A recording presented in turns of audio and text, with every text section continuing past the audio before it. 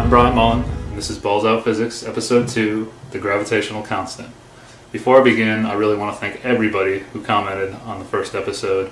The positive feedback was fantastic. I had no idea the video would be so well received. Thank you all for taking the time to watch it and really think about it. And even in some of the negative comments, there were some very good questions asked, and I would definitely like to revisit the plane problem after a few episodes. But there's some topics I'd like to cover first because I think it'll better explain the plane problem as we go along. And so the other thing I want to say is that I'm not claiming to be right about all this. When I first discovered flat Earth theory, I thought I could debunk it right away.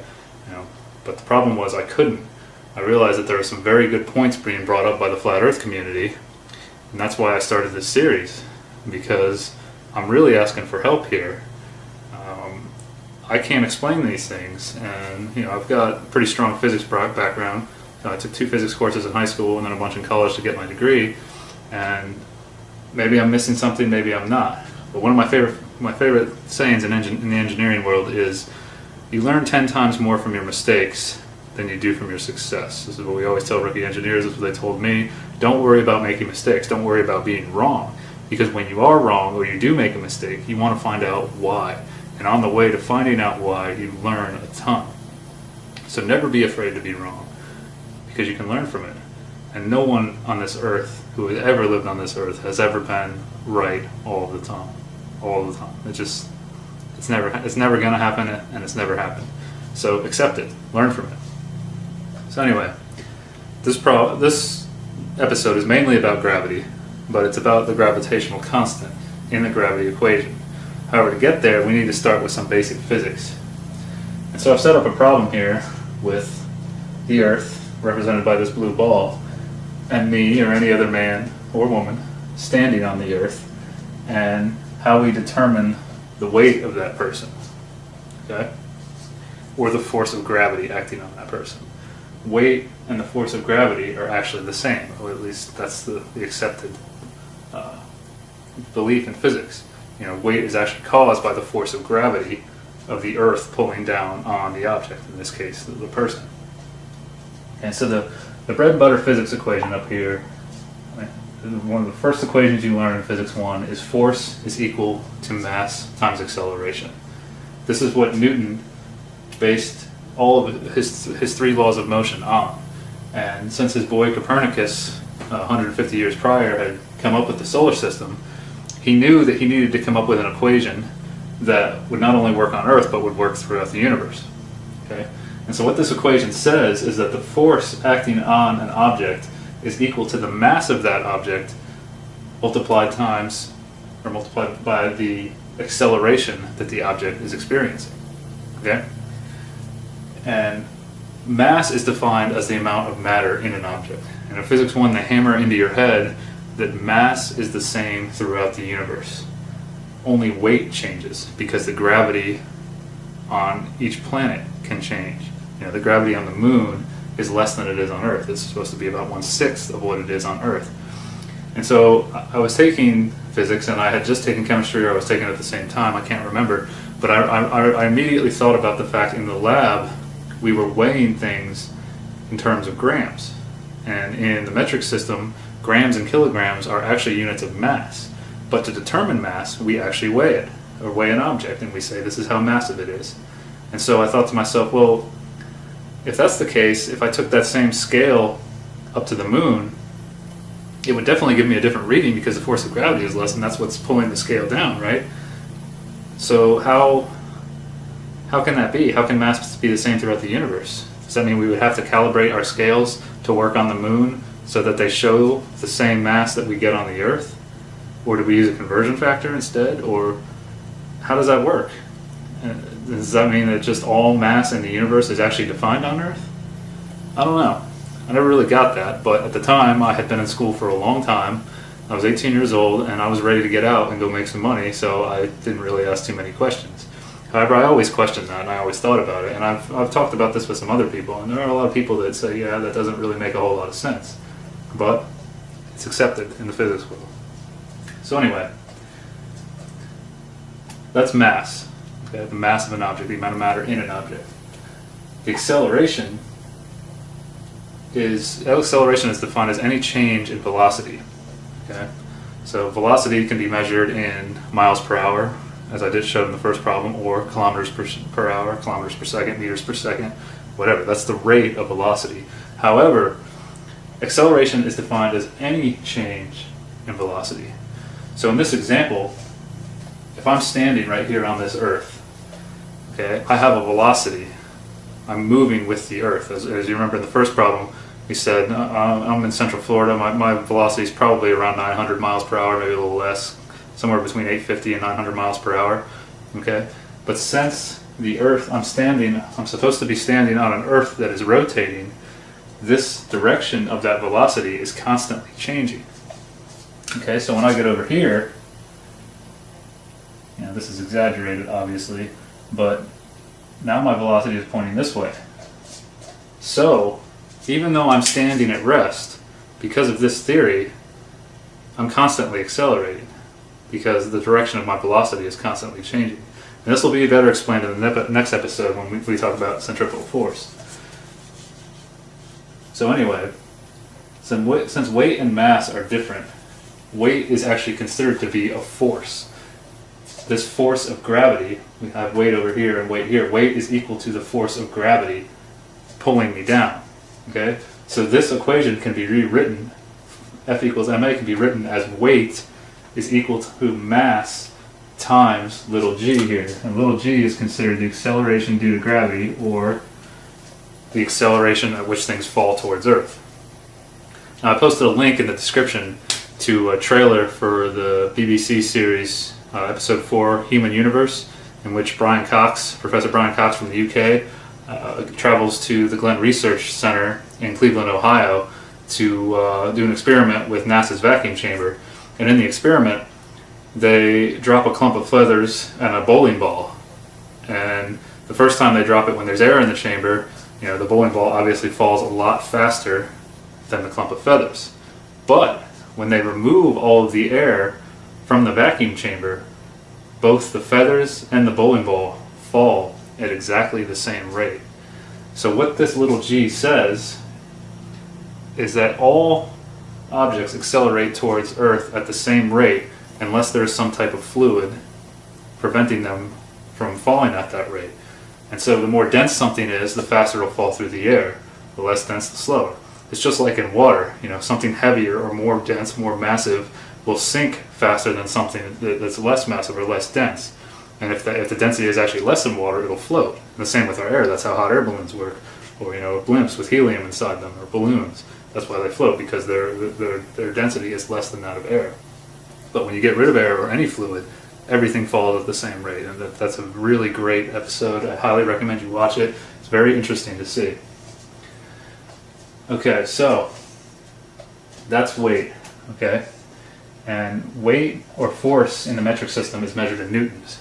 Okay, so 1 newton, obviously they gave credit to the guy that came up with this, 1 newton is equal to 1 kilogram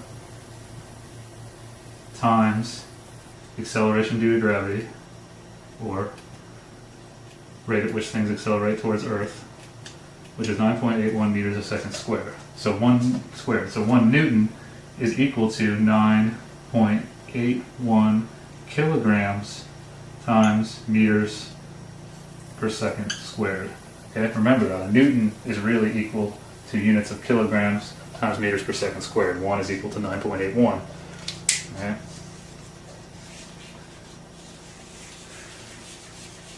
So I weigh about 160 pounds, and in the English system I could just say that's pounds mass, or actually I can say that's pounds force, but in the English system we don't actually differentiate between with two different units between mass and weight. There is a unit called a slug that's used for mass, but nobody uses it, or there is mass, but nobody uses. So if I say my weight is 160 pounds force, I can convert that to mass in the metric system, which is about 72.6 kilograms. So my weight in the metric system would be 72.6 kilograms times 9.81 meters per second squared equals roughly 712 newtons. Okay? That's my weight in metric units. So, over here, we have the equation due to gravity. Okay. And that says that the force of gravity is equal to the gravitational constant times the mass of one object, in this case me, this is represented by a little m, times the mass of another object, which would be the Earth, divided by the distance between them squared, which in this case would be the radius of the Earth. Now you should actually add the distance to my center of mass from the Earth's surface, but it's so insignificant that it doesn't really matter. Okay? And the gravitational constant, which I should have written down here, is equal to 6.67408 times 10 to the negative 11 meters cubed over kilograms times seconds squared. Okay? So if you plug the mass of Earth, which I have written here, which is 5.9726 times 10 to the 24th kilograms, really big number, my mass, 72.6 kilograms, and the gravitational constant, and the radius of Earth, which is 6,371,000 meters, you will get 712 newtons, roughly. Pretty close. Close enough to say it's the same. To say that to accept the fact that, well, the assumed fact that gravity is causing this weight, and that's why I have weight is equal to the force of gravity on here. Okay? This is what is taught in physics. That this force of gravity actually creates my weight, but there's just two different ways we can calculate it. Okay? But Newton came up with this before he came up with the equation for gravity. And in fact, Newton only proposed the equation. He didn't actually finish it. He said, from looking at the solar system model and watching things in the sky that he thought, or he assumed were orbiting Earth based on Copernicus' work, that the force of gravity was proportional to the mass of one object times the mass of another object divided by the distance between them squared. Okay? He said they're proportional, they're not equal. So what this means is, if either one of these masses go up, or both of them go up, the force of gravity also goes up. But as the distance between them increases, the force of gravity goes down. And as you can see, this is square, so distance plays a big part here. So he eventually proposed that he needed this big G up here, this gravitational constant.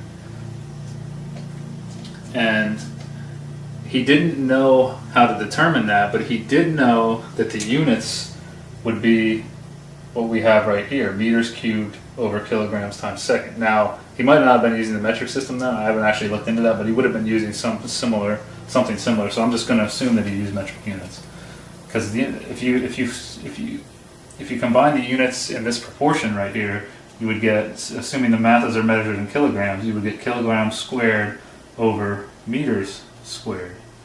And if you multiply that times this factor down here, you will end up with kilograms times meters a second squared, which is equal to a newton, or a unit of force. Okay, just like I showed in the original equation, the original bread and butter equation over here. So, that said, he theorized that there was this gravitational constant, but he didn't actually figure it out before he died.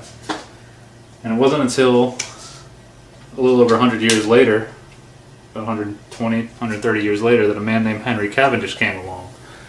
Henry Cavendish was very wealthy, and he did a lot of things apparently. I've listened to some very respected physics teachers praise his work, and studied some of his work, but mostly what I was interested in was how he determined this gravitational constant.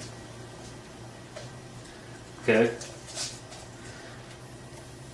Cavendish apparently had a lot of property, a lot of money, and he set up an experiment where, get rid of all this. Now let's go back to where we just have these two equations. You know, they haven't figured out the big G yet. They do know the radius of Earth though, because they knew the circumference. So they knew the radius of Earth, but they didn't know big G, and they didn't know the mass of Earth. Okay, so going back to Cavendish in 1798, Cavendish built this box, this wooden box on his property. Looks something like this. Okay, and in this box there was a pulley with a rope leading outside the box, something like that, a little handle on it. And what hung from it was this thing called a torsion rod. It's something like this. And on the ends of the rod were these large lead balls. And on the inside were these smaller lead balls. Something like this. Pulley right here. And he used lead because it's very massive, it's very dense. And he, apparently, according to the history, he knew that he had to get away from the box because his gravity, you know, his mass, would affect the experiment. You know, assuming that this is correct, that the force of gravity, it is, you know, there's a force of gravity between any two masses, not just the Earth and us. All masses have a force of gravity on each other, or create a force of gravity on all other masses based on this equation and the proportion that Newton came up with. So he somehow set up some telescopes that went back to his house. You know, keep his house off the board, just assume his house is down here somewhere, so he could observe this experiment, and somehow he calculated big G from this. Okay. Well, when I started researching this, I said, okay, well, let's see some examples of a modern day torsion rod experiment that somebody's built that shows how this works. Well, I couldn't really find one. I actually had a lot of trouble finding one. Actually, one of the physics professors that was praising him had a little model that he held up and was joking that his TA couldn't get it to work and got frustrated with it and gave up. And I'm thinking to myself, over 200 years later, we don't have models of this, or repeats of this experiment all over the place that determine big G. It didn't make much sense to me. So I said, okay, well, you know, going back through the history, let's assume that he did this somehow. He's a really smart guy, and we just haven't been able to get it to work again. Okay?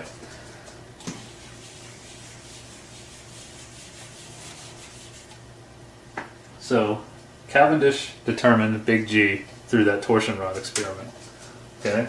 So he calculated it to be the value that we're still using, which is 6.67 408 times 10 to the negative 11 meters cubed over kilograms times seconds squared. Okay?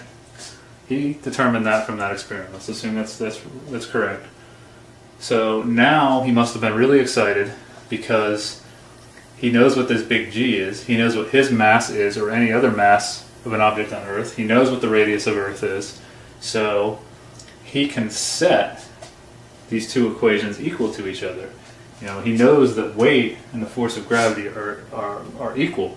So what he did was, you can look this up, this is exactly how this was done. Weight, which is equal to mass times g, or the mass of the man or whatever object he's using, in my case I'm going to say me, is equal to big G times the mass of the man times the mass of Earth divided by the radius of Earth squared. Now immediately you can cancel the mass of the object, or me, out, because they're in the numerator on both sides. This is really mg over 1. Okay? And now, let's come up here. You can solve for the mass of Earth. You can multiply the radius squared times both sides, and that comes over here.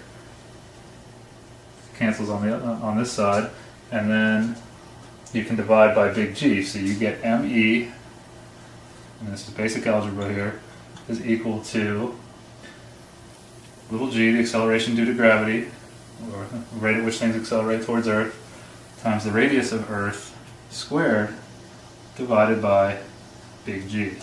And that is how the mass of Earth is calculated. That is the mass that NASA has on their fact sheet, where I got all this information about the Earth's radius and the mass of Earth and everything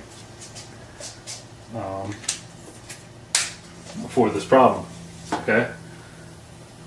So I looked at this and I said, okay, that makes sense, but I still had the question in my mind saying, wait a second though, why can't we do this torsion rod experiment now? There's some, I looked into this more, and right now there's debate going on about what this big G actually is. Some people are arguing and saying it's different. And they're doing experiments on an atomic and a subatomic level, where they're looking at particles with very powerful microscopes and observing how they're attracted to each other, which they say is because of gravity. Now, I can't go buy an electron microscope and do those experiments myself to check it, because I don't have that much money. And I don't want to try to build a torsion rod experiment, because from everything I read, it sounds like it's not going to work. So I'm also going to spend a lot of money on that. So I'm really questioning, this big G. How did they come up with that? But then I started to look at this algebraic expression that was written. Get rid of big G again. Say, well, what if they were so sure about this equation due to gravity, or this equation of gravity, that they were having trouble coming up with G, that they did something else to determine it. What if they did this, or Cavendish did this? What if he said G is equal to the acceleration due to gravity, as he would have called it, times the radius of Earth squared, times the mass, or divided by the mass of Earth. Of course, he doesn't have the mass of Earth, right? Well, he does have the radius of Earth. And at that time, they definitely knew how to calculate the volume of a sphere. The volume of a sphere is equal to 4/3 times pi times the radius squared, or cubed actually. In this case, it's the radius of Earth. And so since they know the total volume of the Earth, they know that if they could figure out the average density of Earth, they could multiply that by this volume and get mass. If at the time they would have known the density of water and the density of sand, the density of ground rock, the density of iron, the density of gold, the density of silver, the density of all these things were already determined. And to determine the density of something, it's really just the mass per unit volume.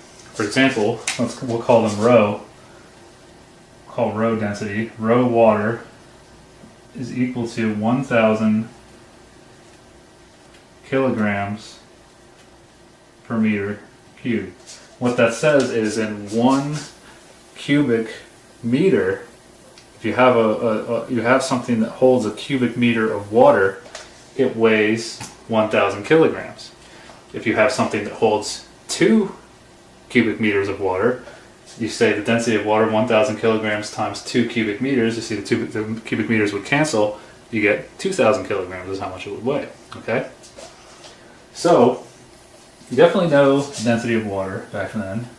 You definitely know the density of, let's say sand and soils, which is roughly 1,200 to 1,600 kilograms per meter cubed. And they definitely knew the density of iron. And, I mean, they were building things out of iron a long time before that. We'll call that rho I. And that is equal to 7,780 kilograms per meter cubed. Now, whether they were using metric units again, I don't know, but they would have had their units that could be converted to the units I'm using now, or the metric units I'm using now. Now, based on the volume of Earth, let's call that VE, the volume of Earth is actually 1.083 times 10 to the 21 meters cubed, okay? If you use NASA's fact sheet with their mass of Earth, which is 5.9726 times 10 to the 24th kilograms, and you divide that by the volume of Earth, you will get an average density of Earth, I'm going to call that rho E over here, of 5,515 kilograms per meter cubed. Okay? So, looking at this, just looking at water and soil, water is, well, the average density of Earth is over 5 times greater than the density of water. And water is actually pretty dense. If you've ever done a belly flop into a pool, you've seen you've experienced how dense it is. But, the average density of Earth is 5 times that of water. It's also a lot greater than soil and sand, which is really ground rock. But then you look at the density of iron and notice that actually the density of Earth is pretty close to the density of iron, based on everything that was calculated, the mass that came from this relationship up here. So I started thinking, this is pretty high, and that's exactly why we theorize that the Earth has an iron core, because this is the average density of all the stuff in Earth, all of the elements, everything on the periodic table that we know. Now, at the time, they didn't know all the elements on the periodic table, but they knew a lot of things. So what I'm saying here is, if you follow where I'm going with this, how do we know they didn't guess, or that Cavendish didn't guess this mass of Earth, and then just use it to solve for G, and then do the opposite and say that he did this, that he solved for the mass of Earth using that value of G? It's the same thing, just based on the algebra.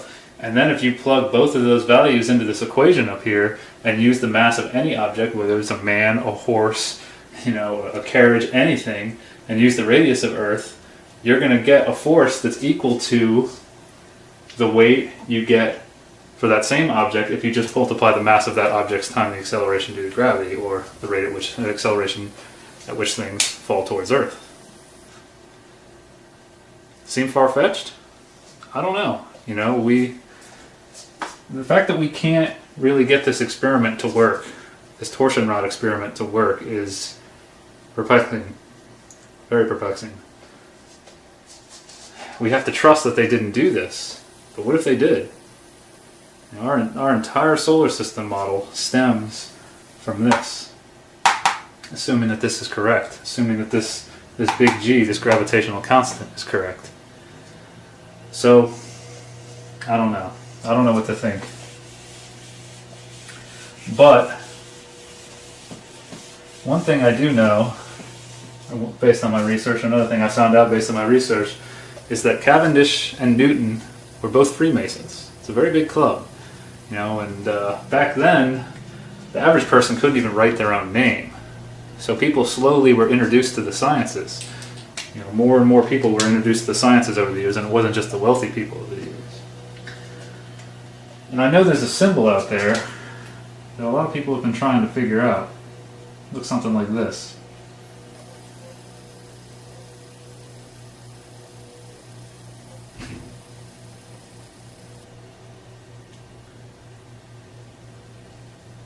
You ever seen one of these before? Found one on a Freemason Lodge. It's kind of ominous symbol. First time I saw it, I was like, what was that? What is that? It's very strange. Compass and a protractor. With a big G in the center, but what does that stand for? I don't know. Could just be a coincidence. Some people think it means geometry. Some people think it means God. I don't know. Some people even think it means Gnosticism. I've done a little research on this. Who knows? But maybe that's just a coincidence. I'm just asking questions.